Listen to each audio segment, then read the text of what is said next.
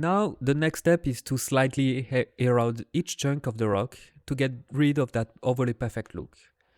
The approach I chose is to soften the sharp edges of each chunk and combine that with some noise to introduce variation and achieve a more organic, natural result. Now that all the chunks have been generated and assembled, I want to process them individually and run a remesh on each one. This will clean up the topology and give me something solid to keep working on. When it comes to getting the cleanest topology, my go-to node is the remesh to grid. The issue with this node is that it merges everything together, meaning all the chunks get fused into a single mesh, which is not what I want here. To avoid that, I use a for each loop, so each chunk is processed independently and nothing gets merged together.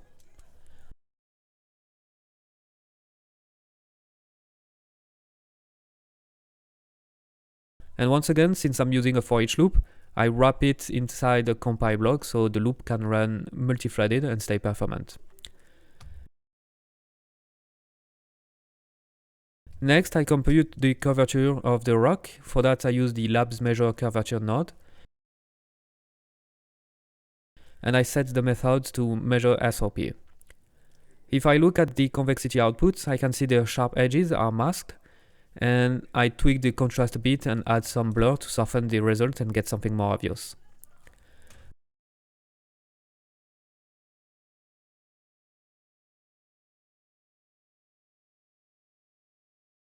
The convexity mask now represents the area where I want to apply smoothing, especially all the hard edges that should be eroded slightly to break the perfection of the rock.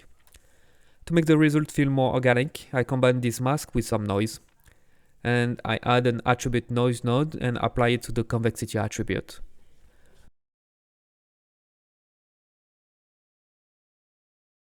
For now, I set the operation to set just so I can clearly see the noise pattern.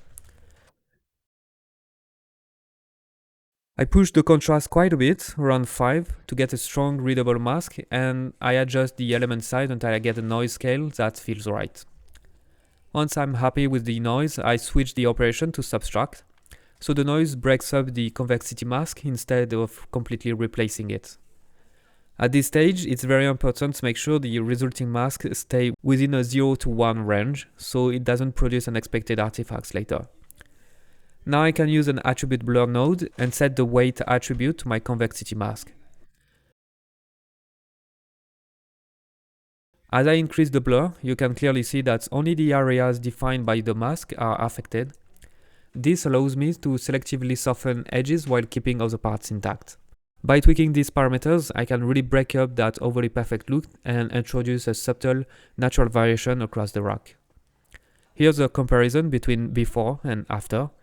You can see how the surface becomes more interesting with localized erosion and a more organic feel. Finally, I recalculate the normals to clean everything up and enhance the final shading.